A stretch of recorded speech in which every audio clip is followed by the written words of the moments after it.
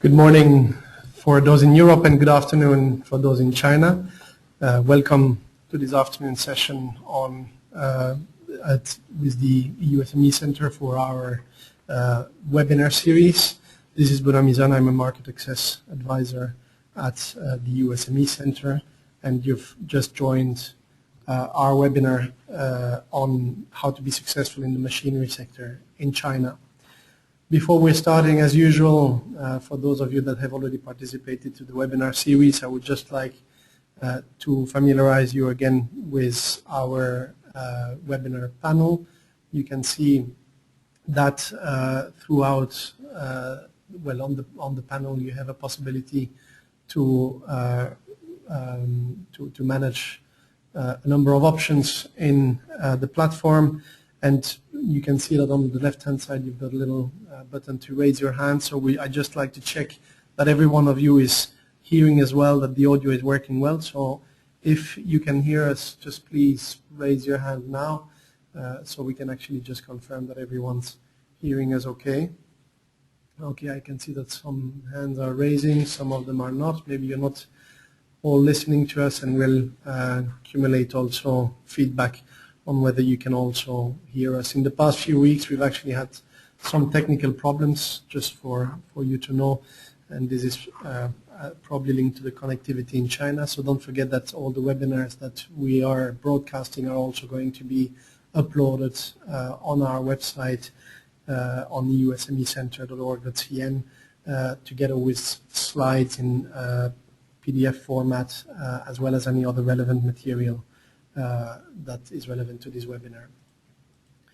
In the webinar panel, you will also see that that you have a number of other functions, some of them relating to questions. So throughout the webinar, don't hesitate to send us your questions. We'll try as much as possible towards the end to raise your questions and try to provide you with full answers.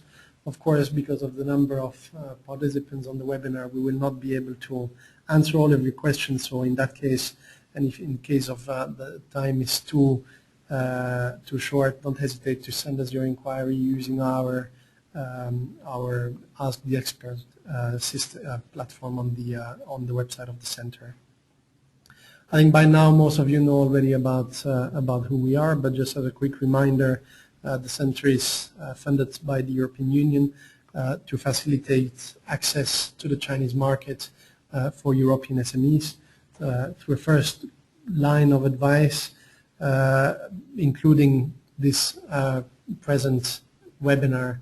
So through our different activities and services we offer to SMEs, we try to address questions on how to access whether there is a market for your product on this in China, what standards are applying to the imports of your products, the costs related, how to open or how to invest on this market through the establishment of a subsidy through only foreign-owned enterprise, amongst other forms. And finally, and you'll also have seen through our website that we have quite an exhaustive data or knowledge base through our publications. And we offer a number of other services for which I would invite you to go again on our website.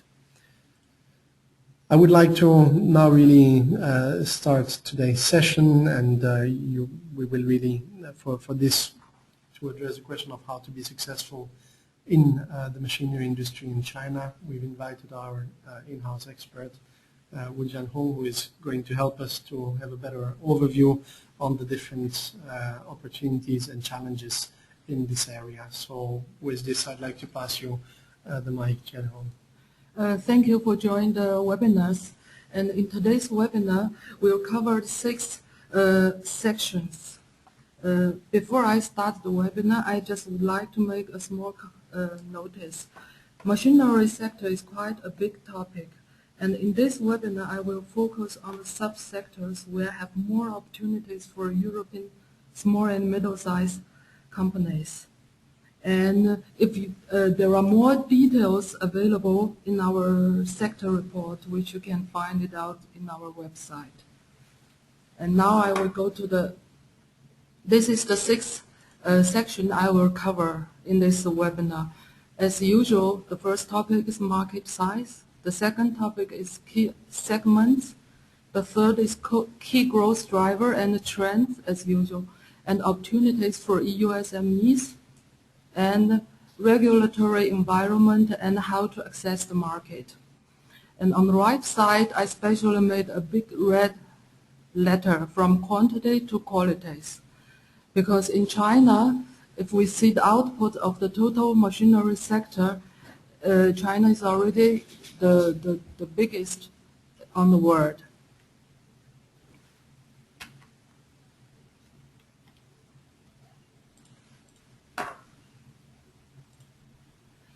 And the market side, first I would like to introduce about, actually maybe you know more about the Europe market. This chart shows the current machinery industry on the world. You see the red line is China, the yellow line is Germany, and the blue line is Italy.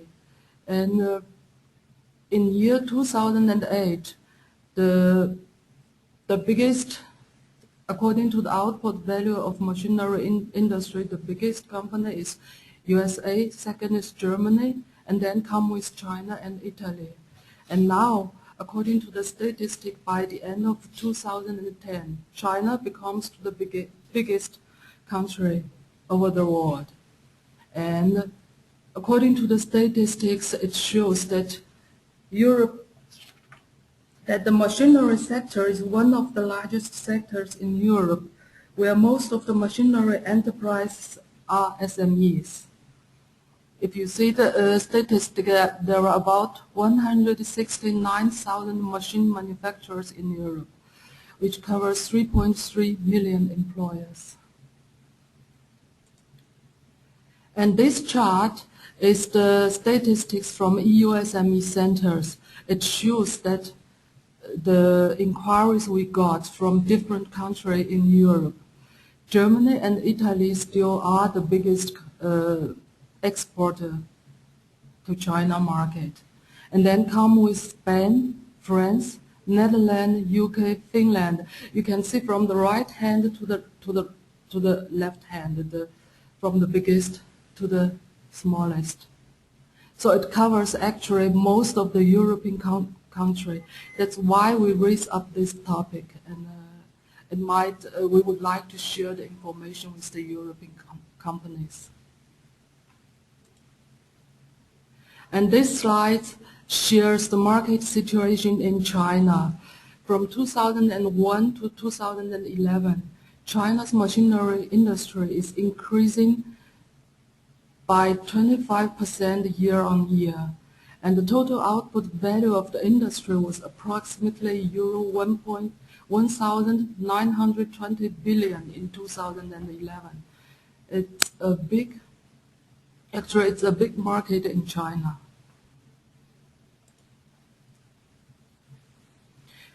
And most of the company would send us the inquiry about the location, the regional structure of China's machinery industry.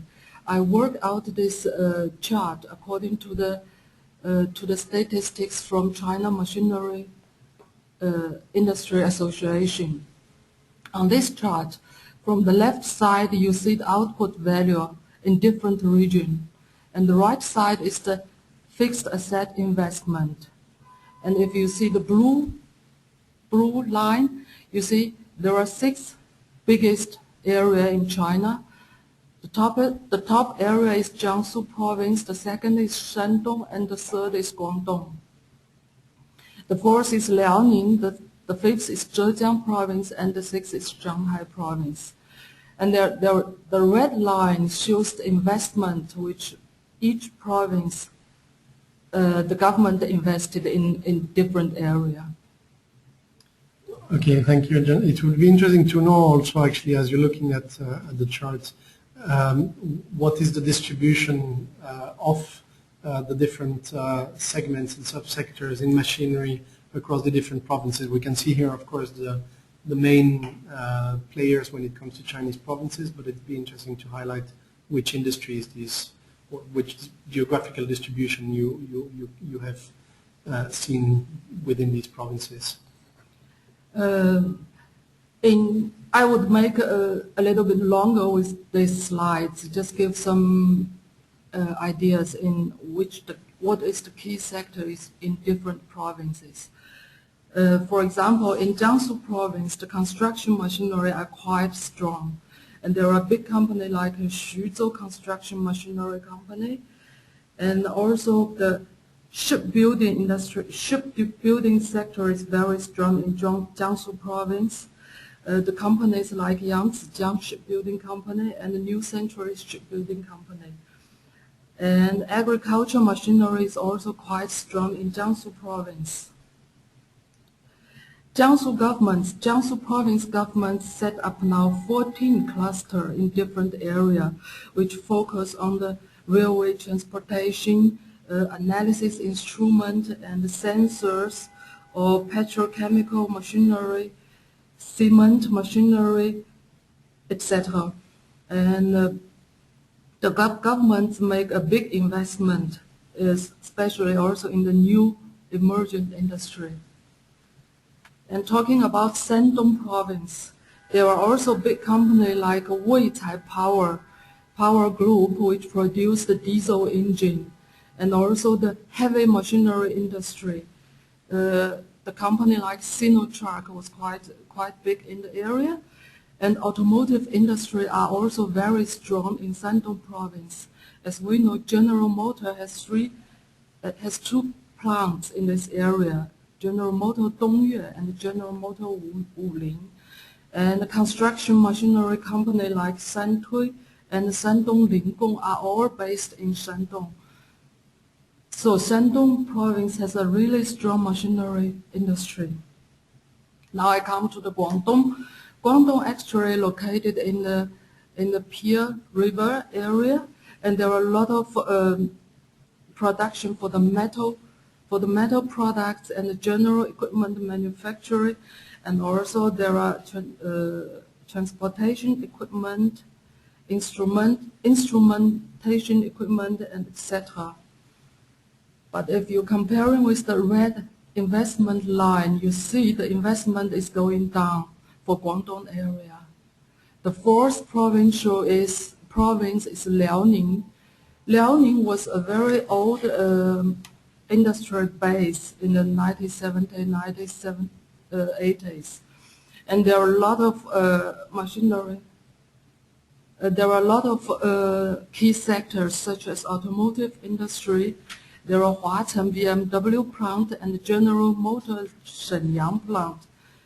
And Avik Shenyang is also very strong. They have a lot of cooperation with foreign enterprises.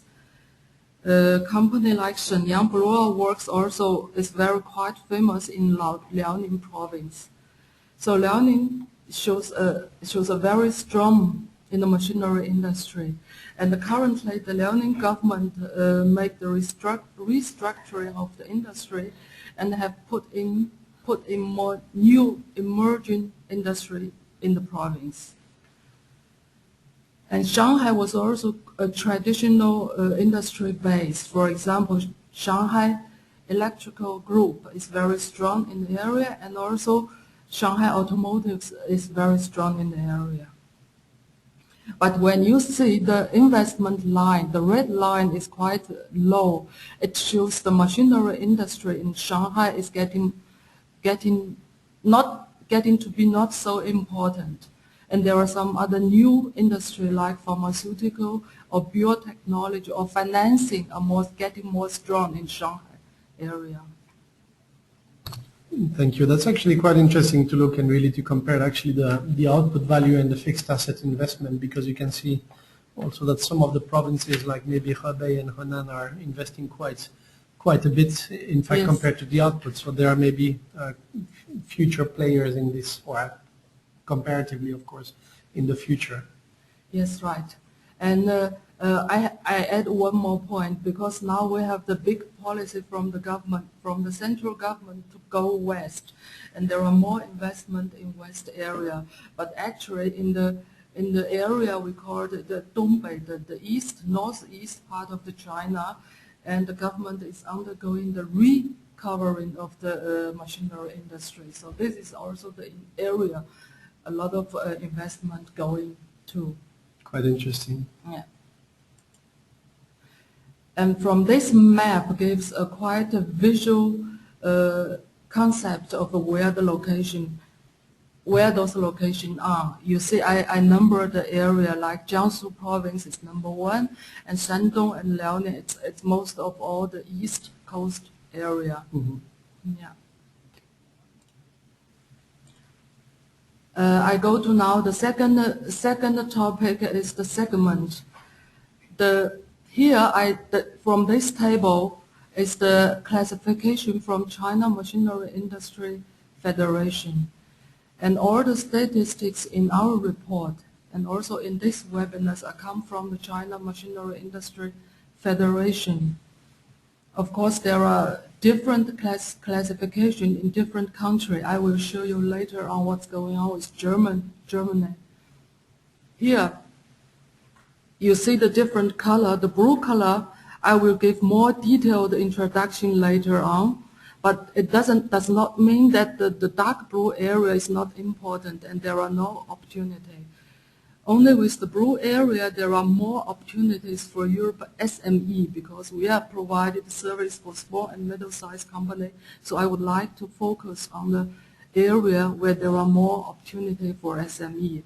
And you see down, there are yellow subsectors like food and packaging, machinery, environmental protection equipment, and etc. I will give some import data which shows also a quite good increase of the import.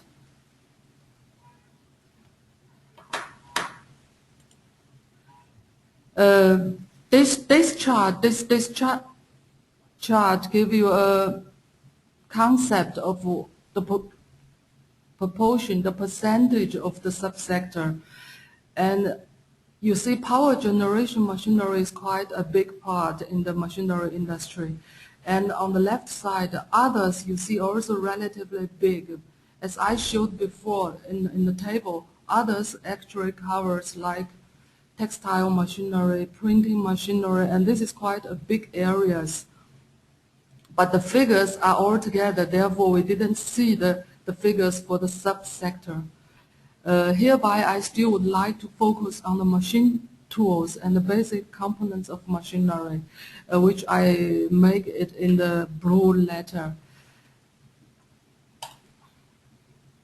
Now I go to the machine tools. The machine tools industry is a driving force for the whole machinery sectors. If you see the chart on the left side, the growth rate of the subset, the machinery tool, is around 35% in 2011. This is quite a higher growth rate for the subsectors. And the right side, I give you the breakdown in machinery tool industry.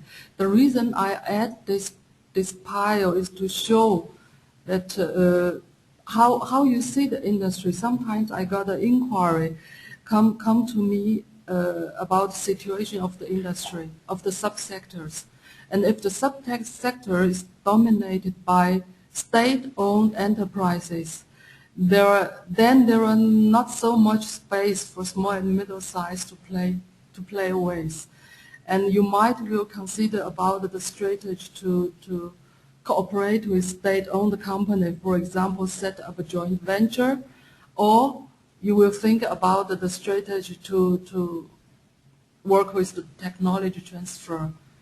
But from this pile, we see also the foreign invested enterprises.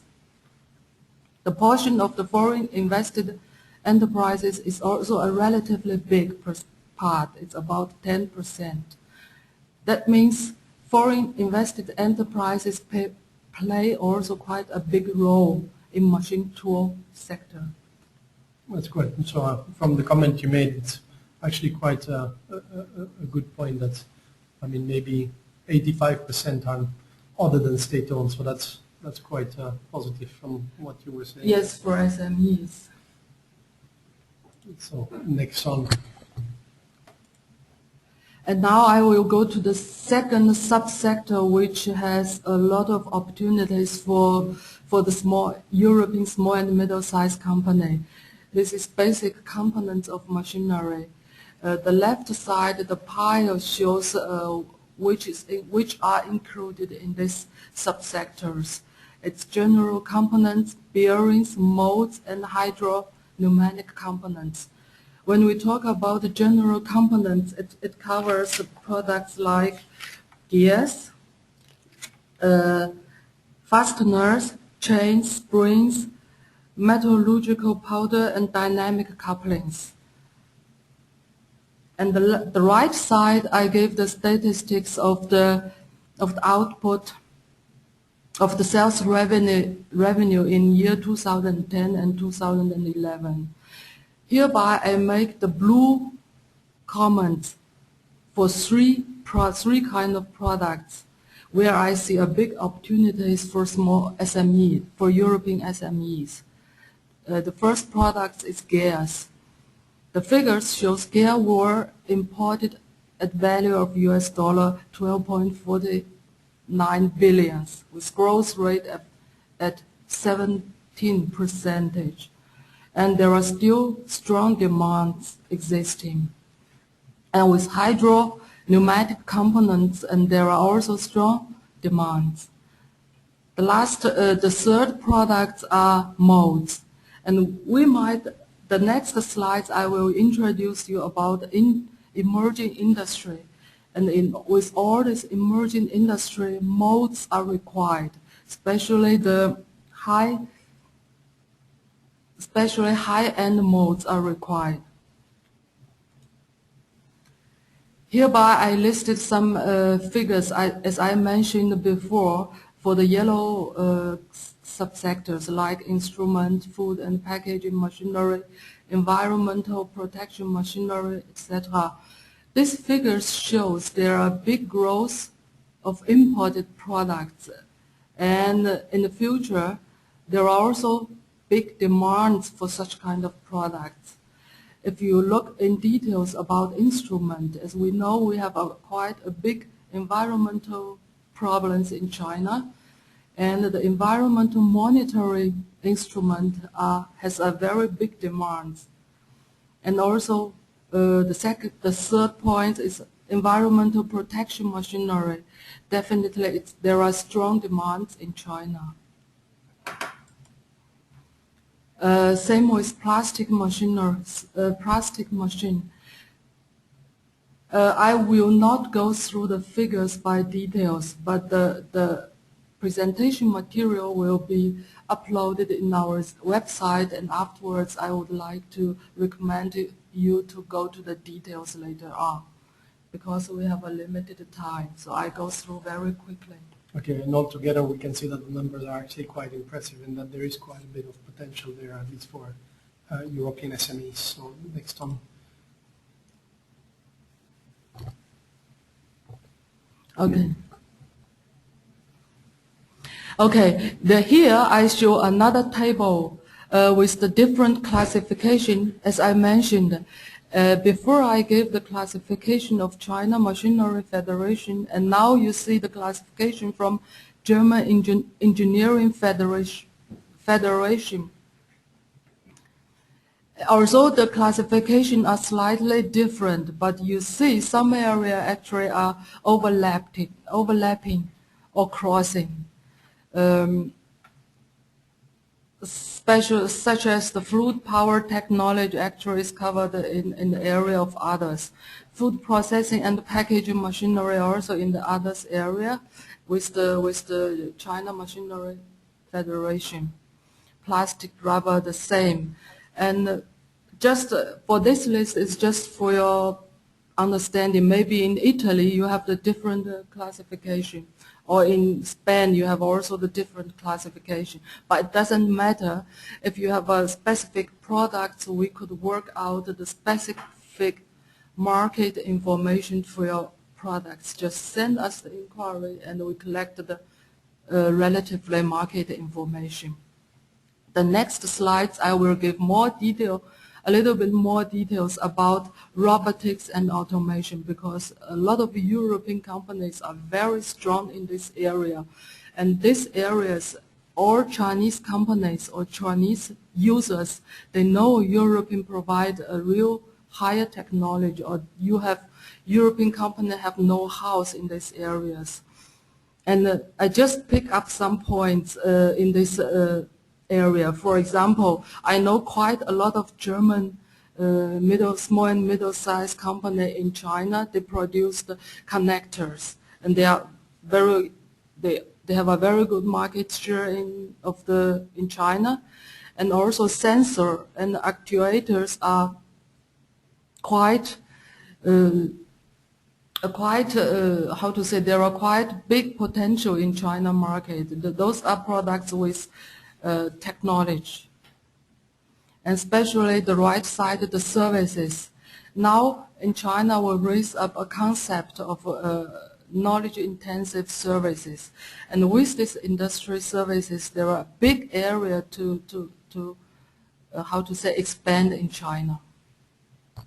Thank you, General. At least it shows that the numbers have been quite impressive, in fact, over the last few years, and that there's been quite an interesting potential for European SMEs. It would be now interesting to actually look also specifically at what are the key growth factors and trends in the perspective for development of these markets in China for European SMEs, looking at the political framework and financial injections into the market.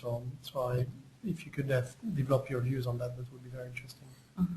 Actually, in the webinars before, I focused already on the machine tools and also basic components of machinery industry. Now, I will go first with the drivers. Here I made a table from the 12th five-year plan for national strategic emerging industry.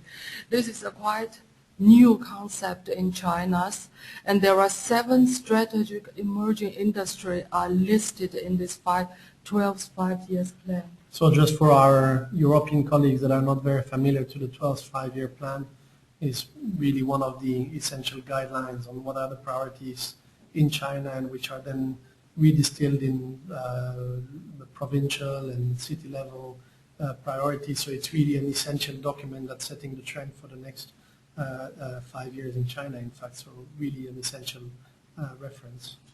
Yes, it's like a business plan for the company. This is a business plan for the country, for China.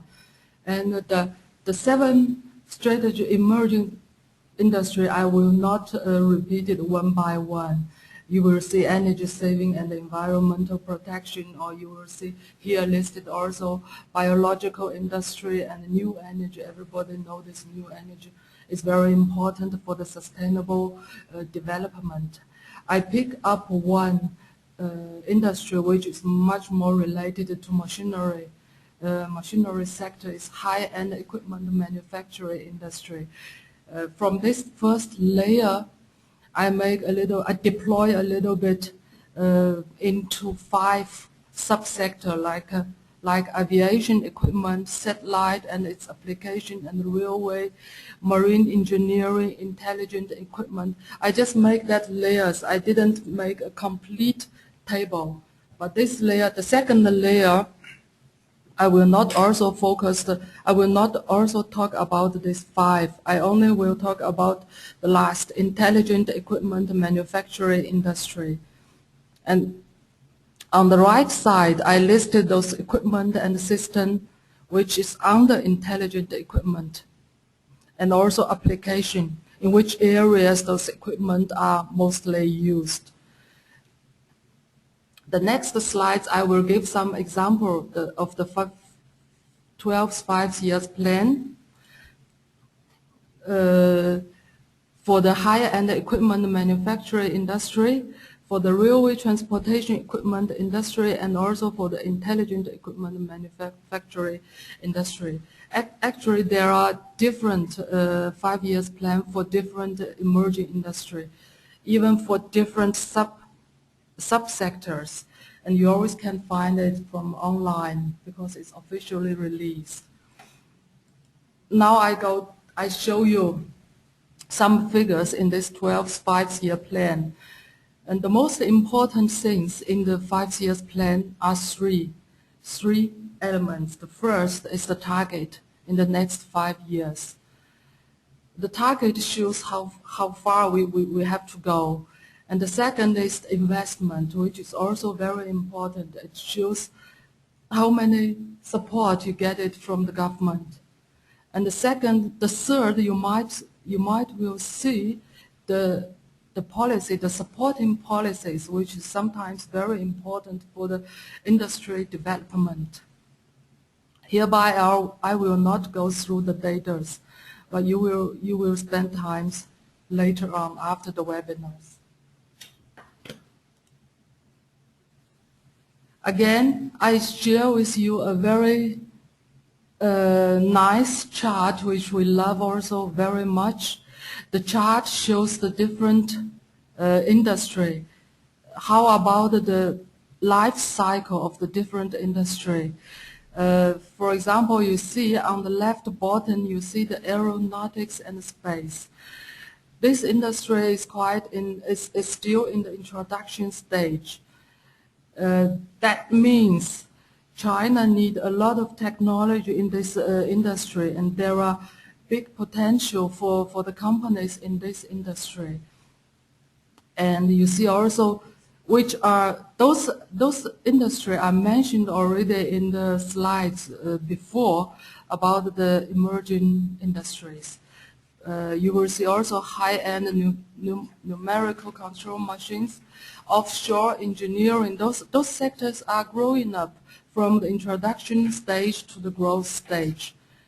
Intelligent equipment also was mentioned before. Railways and transportation equipment are also in the 12th 5-year plan. On the right side, you see the port machinery, containers.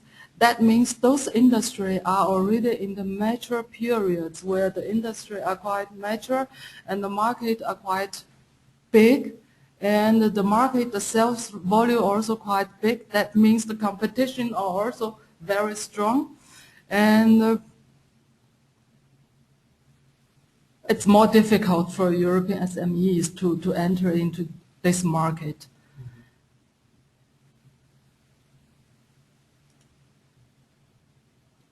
So now I come to the fourth, about the opportunities for EU SMEs. I will focus on the 3 points where there are many opportunities for EU SMEs. The first is machine tool. Actually, I talked a lot about machine tool in this webinar before. The second is high-end components of machinery. I also talked a lot. I show you the chart, I show you the growth rate, and I also show you the, maybe you still remember that gears, molds, and the pneumatic products are very important for China industry. But here I list more products such as hydraulic components, high-grade bearings, electronic power and frequency conversion devices, etc. I just add all the details. Maybe someone are more interested to read in details. The third point is technology transfer. When we talk about technology transfer, many European SMEs will have a lot of consideration about IPR issues and so on. And hereby I will give 2 points for you. One, in China there are another project, IPR SME Help Desk, can provide support for you about IPR issues.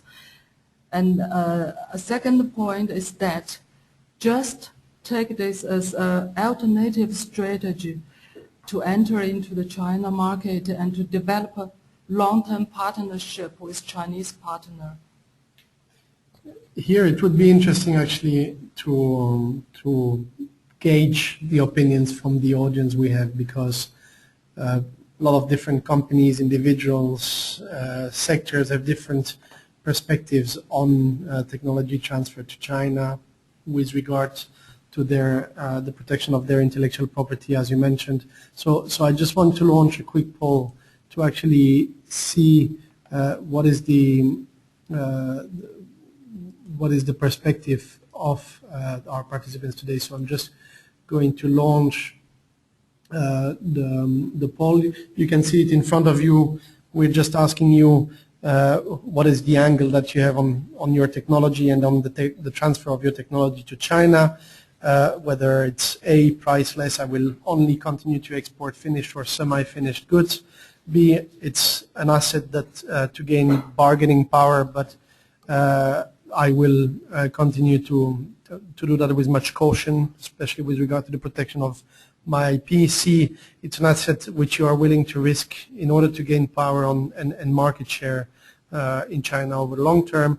Or D, that the technology life cycle in your company is so short and the learning curve so steep that you stand little risk. So we've actually had quite a bit of input, and I will share with you now the outcome. It's not so surprising in that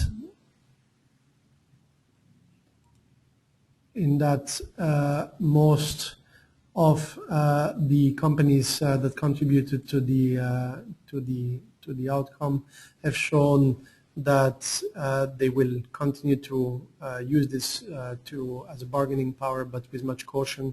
And here I'd like to highlight again what Jianhong was mentioning earlier on the availability of the China IPR help desk, which you can find online, which can help you to develop a strategy for your IP protection on the Chinese market. So I'm closing the poll, and we will continue now just with the next slides by Jianhong. Jianhong, here's the mic. You might will feel that I'm such a fan about machine tool. Here might be the third time I mentioned about machine tool. And this list is from the VDMA, the German Machinery Federation, and it gives the really a details list about machine tools used in the downstream industry. It lists all the products, and I think it would be interesting for the companies in the industry. Therefore, I add these slides as information for the companies. Now we go very quickly to the fifth topic about the regulatory environment. And with machinery industry, in general, there are CCC we call 3C mark. And this 3C mark is not covered for all machine. It's only related to the machine with electrical function. If it's a pure mechanical product, then you do not need to have a CCC mark. And EU SME provided a guideline, especially about how to go through the application process of the CCC mark. And also, if you would like to get such kind of services, service providers, in our EU SME Center's database, you can find a database of the service provider. It's in the yellow link. Now I go to the last topic, how to access the China market. This chart shows the services the EU SME Centers provided. Normally, for EU SME companies, when they first enter into the China market, that they normally need to do the market research. And also the standard regulation are quite important for EU SME to know, because when the products are exported from Europe to China, when they go through the custom, they need to know such kind of standards. And also legal issues, as I mentioned before, IPR issues are quite important for EU SMEs to know. EU SME Centre and also China IPR desk provide such kind of services for free for European SMEs. There is another fun point I would like to emphasize is that for SME company who would like to enter into China market, they need to go through a really tough way. It's not as easy as we normally think. And hereby on the right bottom, I gave the links of our center and IPR SME help desk. You can find more information in the link. There are 2 points which, in my point of view, is quite important for SMEs. One is sales and distribution channels.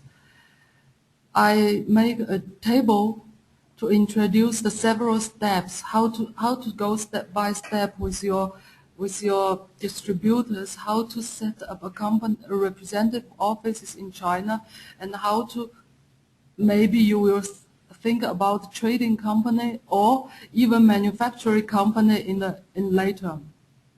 The left side is when you set up a rep office. That means you have to work with an import broker, and then you have to work with the distributor in China. And you cannot import products by yourselves. And the right side is that you set up a company, either a trading company or a manufacturing company in China. Then you can import the products by yourselves, by the company, and then how the sales organization will be looked like. And this is for your understanding and for your information. To have a very efficient sales structure would be very helpful for the SMEs to promote your products in China. And the second point I especially would like to talk about is pricing, because we always get the inquiry about how about the pricing in China. Hereby I gave 2 examples to give you a rough ideas about the philosophy, the pricing philosophy in China. On the left side is how it works in Germany. Maybe in Italy or in Spain would be different. But in Germany, the price structure are quite clear. You have a list price, you have a low price from the local competition, and the selling price actually there are not so much differences between the selling price and the list price. And the customers also will to pay the similar price. But in China, the situation are very much different. A lot of companies come to China with a list prices, but actually the local prices is much lower. Here we mentioned 65%. It's only a rough idea. Sometimes the local competition even have only 1/3 of the price of the European company. And by the end, after hard negotiation, the European company finally sell at the price of 80% of the list prices. But it's still higher than the willing prices from the Chinese customer side.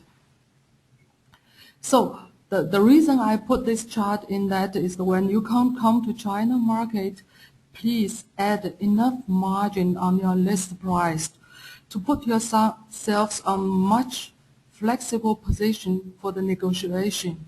But of course, you have to consider about the market price level with the similar product. That's the point I would like to emphasize, because pricing is really sensitive in China. Thank you, Jen Hong. Actually, I'm seeing one of the questions that is directly related to this. So instead of waiting for the Q&A session, I'll just raise it directly as we're just on this slide. It's quite an interesting pattern and one that European SMEs would not necessarily be used to. So I think that's really one advice to take away from this webinar. One of the questions we're having is actually related to the difference of the actual final the amount that the customer is willing to pay, and the difference from that to the price of the local competition. The question is relating on whether this is likely to change in the future, or whether you see this as something that could stay under the same patterns. What I will see is that try to increase the competition of your product. For example, the technology, the know-how. If your products are really similar as the local products and you have no special core competence, then you probably would be a very heavy, competence in pricing. And this will put you in a very difficult situation to negotiate with the buyer or to compete with the local supplier, the local manufacturers. So normally, for the European SMEs, try to increase the technology, to add more added value in your products. It's a balance about the price and about the functions and about how many know-how in your products. If your product is really good or perfect, but your price is really higher, then you will have also big problem in China market. It's a kind of balance. So the pricing strategy should be combined together with a solid marketing or communication strategy on the added value of the product in comparison to the local competition. That's quite interesting, and it's, in a sense, it's linking back to the first slide that you shared with us on the transition between quantity and quality, where probably at least on some sectors, we might see some changes as the know-how and the technological know-how and applications in China are increasing very quickly. So this is probably the right time for SMEs still to actually take advantage as much as they can in the markets which are realistic for them, where there is a lot of opportunities to still take advantage to position themselves and to gain market share. Yeah, right. Okay, well, I think this is actually taking us more or less to the end of the slides, the substance of this webinar. Thank you very much again, Jianhong. I think there's quite a bit of food for thought there. One thing I'd like to mention is that, of course, the duration of every webinar is limited, but there is a lot of information still available on the website of the EU SME Centre. One of which this presentation was based on is the machinery sector report, and there are quite a number of case studies. I counted 5 case studies related to different subsectors of machinery on the website. Don't hesitate to actually go through them and see which ones are related to your sectors or potential sectors, and to gain from the experience from other companies in this area. One thing I'd like to do actually before launching maybe a final Q&A is to see with you from the different subsectors of machinery which are the ones that might be interesting for you in the future, for future surveys or for future webinars broadcasted by the EU SME Centre. So I'm just going to launch the poll just now.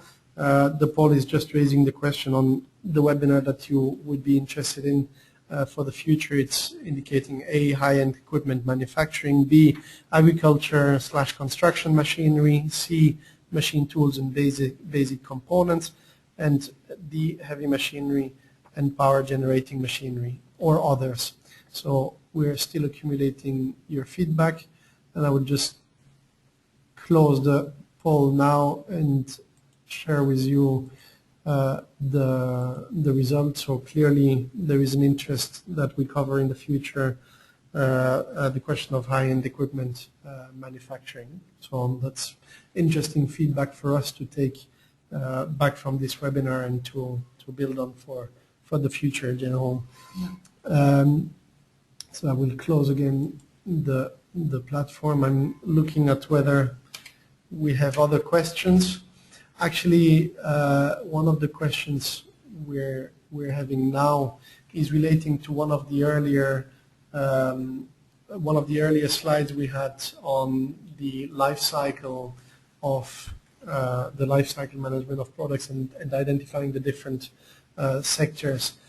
Can you maybe give us a little bit of an insight of where you think is the most significant opportunities for European SMEs? You hinted on that a bit earlier, but I think this gentleman would like to have a bit more information on which sectors, depending on the stage of the life cycle of where they stand, which are the most interesting one and where there are most opportunities for European SMEs.